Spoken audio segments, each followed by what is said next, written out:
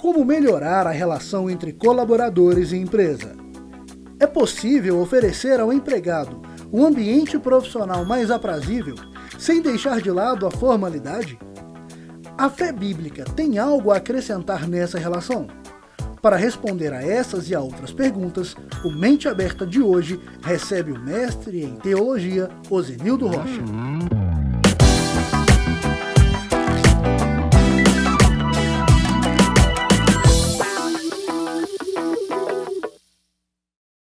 Começa agora o nosso programa Mente Aberta.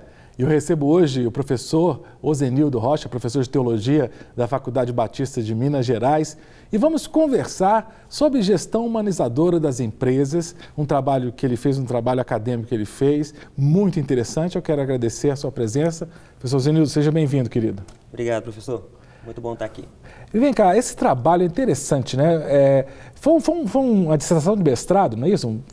Foi na área acadêmica esse trabalho? Exatamente, Cássio. Nós concluímos em 2013. Foi um trabalho que nós fizemos no curso de mestrado, né? A ideia era a gente trabalhar a perspectiva cristã dentro desse mundo corporativo, não é? O trabalho que eu fiz, ele fecha, ele não abre, digamos assim, para outras organizações que não empresas, né? Então, como que a fé cristã pode ser pensada, ser articulada num contexto que, digamos assim, seja secular, não é? E dentro dessa tentativa, nós fizemos nesse trabalho, dividindo ele em três etapas, né? Numa primeira, nós fizemos uma leitura a partir do mundo da empresa. Daí a gente fez uma espécie de uma revisão a partir da Revolução Industrial até os dias atuais e trabalhamos ali com dois teóricos clássicos da administração nesse primeiro capítulo, o Frederick Taylor e o Henri Fayol. E focamos num terceiro que foi o Peter Drucker, né? Ele faz uma leitura, digamos assim, mais humanizadora da perspectiva do mundo empresarial, né? Das organizações empresariais. Então, no primeiro capítulo, fizemos esse panorama. No segundo, a gente trabalhou a dimensão mais ética, né, do mundo corporativo, né? A empresa com um olhar, com uma perspectiva que nasce da ética. E no terceiro momento, a gente trabalhou, aí sim, a perspectiva cristã. A gente fez uma leitura a partir de uma antropologia, de uma visão de ser humano que a fé cristã tem, como que a gente poderia pensar isso a partir do gestor, a partir da empresa e a partir do próprio colaborador. No caso, falando disso, com certeza muitos estão pensando assim, ele fez um mestrado em administração. Foi em administração que você fez o mestrado, Paz? Então, na verdade, o mestrado que eu fiz foi em teologia, né? Talvez o nosso telespectador, a título de informação, dentro da teologia a gente tem a chamada teologia prática, né? E eu tentei fazer, a partir da teologia, né, meu mestrado foi em teologia, fazer essa leitura teológica da empresa, não é? Uma leitura teológica da empresa. Porque eu acredito, Cássio, que a fé cristã, ela, diferentemente do que a modernidade pensou, né? A modernidade colocou a religião num fórum privado, isso, não é? Ao passo que eu acredito que hoje retorna para a sociedade essa perspectiva de como que as religiões e de maneira mais específica a fé cristã, como que a gente pode ter um discurso presente na sociedade. Então, a ideia quando a gente desenvolveu essa dissertação era como que esse discurso cristão ele pode de alguma maneira auxiliar as empresas, de maneira muito específica, o gestor na tomada de decisões, a empresa como um todo na proposição de valores, de princípios, né? Então, foi uma dissertação não em administração, em teologia, mas ela faz uma interlocução, né? Digamos, uma interface entre a teologia e a gestão aí, né? Mas a ênfase foi no campo da teologia. Então, vamos puxar um pouquinho para a história aí, que o professor falou sobre a Revolução Industrial, século XVIII, XIX. Vamos pensar ali naquela sociedade, sobretudo europeia, onde havia exploração da mão de obra. Marx nadou de braçada em cima disso, falando da proletarização, da exploração da mão de obra. E você falou que você trabalhou dois autores, Taylor e Fayol. Você viu gestão humanizadora nos dois ou não viu? Como é que foi a sua análise desses dois pensadores que são clássicos na economia. Sim. E na administração. Sim, sim. Como eu mencionei, né, no primeiro capítulo eu trabalhei o Taylor, o Fayol e trouxe o Peter Drucker, né, que já é um pouquinho mais ali no período, principalmente dos anos 50 para frente, né? O Drucker ele vem a falecer nos anos 96, por aí. Mas o Drucker ele faz uma releitura, eu diria assim, uma releitura das proposições que tanto o Taylor quanto o Fayol fizeram. O Fayol, o Taylor, né, desenvolve uma perspectiva a partir dos Estados Unidos, digamos assim, do chão da fábrica. Ele trabalhou, né, inclusive, como supervisor. Então, ele queria, de alguma maneira, trazer uma espécie de uma resposta para a questão da produção. Então, ele começa a observar ali os seus funcionários, enfim, e ele desenvolve a teoria que foi o chamado administração sob o ponto de vista científico, não é? Então, a perspectiva dele foi mais um olhar de uma administração do tempo a partir do chão da fábrica, a partir dos trabalhadores, enfim, aumentar a produtividade, né? E, ao mesmo tempo, deixar também que o colaborador fique feliz com o aumento do salário dele também. Então, ele trabalhou muito essa questão da medição do tempo, né?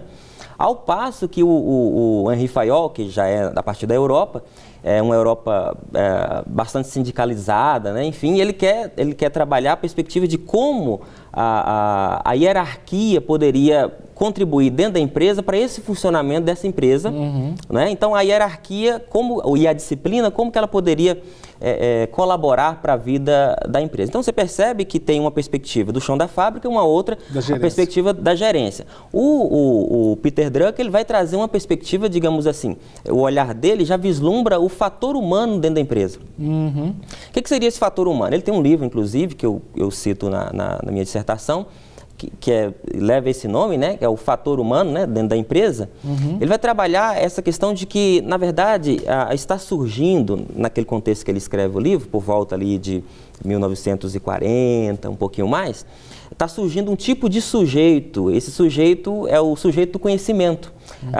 Então, ele começa a focar as ações, ele diz assim, o olhar hoje não seria necessariamente para o tempo, que também é importante, a medição do tempo, ou para a hierarquia, que também é importante para a vida da empresa. Vai dizer assim, ele fez incursões diversas, por exemplo, nas viagens que ele fez para o Japão, e aí eu estou puxando um pouquinho a partir de 1950, ele começa a perceber, então, que o modelo japonês de flexibilização tem uma perspectiva diferente na forma de desenvolver a gestão. Foi o toyotismo que ele avaliou ou não? Que mais adiante teve impacto no toyotismo, né? Então, o fayoísmo teve impacto no toyotismo. Então, o que o Peter Drucker está querendo trazer? Bom, ele diz assim, esse trabalhador, esse colaborador que está presente no mundo da empresa, no contexto da empresa, ele é o trabalhador, digamos assim, ele traz para dentro da empresa o conhecimento. E aí ele começa a analisar, por exemplo, a questão do desenvolvimento tecnológico. O pós-guerra, digamos assim, bombou aí de desenvolvimento tecnológico. Ele vai dizer, bom, então esse desenvolvimento tecnológico, ele também alterou o modo de relacionamento entre os gestores e também o colaborador. Por exemplo, você tinha desde a instância maior da hierarquia, CEO lá. Né, até a instância, digamos, do chão de fábrica, você tinha uma série de aspectos de comunicação. Ele fala, bom, o trabalhador do conhecimento, ou por conta da tecnologia, essa informação, ela passa por cima de todos esses aspectos e ela chega diretamente na mão, por conta, né, da tecnologia, essa informação já chega. Então, isso vai mudar a forma de relacionar entre colaboradores com os seus supervisores, enfim. Então, ele está querendo trazer a ideia de que existe um trabalhador, de que existe uma perspectiva dentro da empresa que deve ser considerada, que é a dimensão do conhecimento, e esse conhecimento ele deve ser levado em conta, porque cada colaborador, cada participante desse conjunto da empresa, ele tem algo para trazer para a vida da empresa, né? E é isso que ele tenta propor como novidade, né? Esse trabalhador do conhecimento. Agora, quando a gente vive por exemplo, o Brasil está saindo de um período de 13 anos de governo de esquerda, de forte ação dos sindicalistas e tudo mais, que veem essa relação da empresa como uma relação de luta de classe constante, dos donos dos meios de produção versus os... Capital e trabalho. Capital e trabalho, né? Aqueles que fornecem mão de obra e que são explorados. É óbvio que um trabalho como o seu, que propõe enxergar a empresa com a gestão humanizadora, incomoda uma leitura mais de esquerda, não? Ou não? Uma boa pergunta, intrigante até. Na verdade, o trabalho ele tenta fazer uma espécie de diálogo, né? Um diálogo entre a perspectiva do colaborador e a perspectiva da gestão. Por isso que a ênfase acentuada, ela destaca, eu estou pegando já no primeiro capítulo, destacando essa dimensão da cultura, né? Essa questão do conhecimento como cultura dentro da empresa. Isso significa que, digamos assim, se pudermos colocar dois lados, né?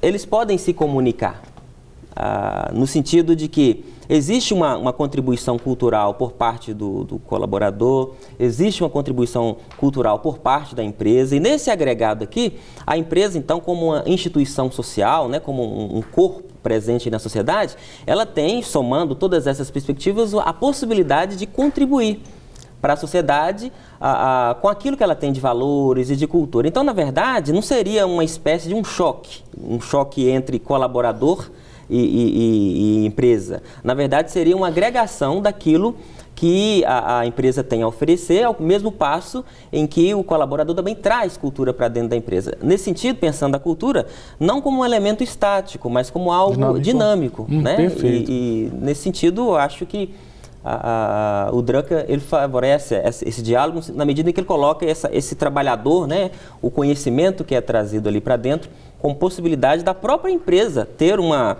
ação mais concreta no mundo da sociedade. Para receber todas as novidades do canal, inscreva-se e, se curtir o vídeo, clique em gostei. Aproveite para acompanhar a Rede Super nas redes sociais.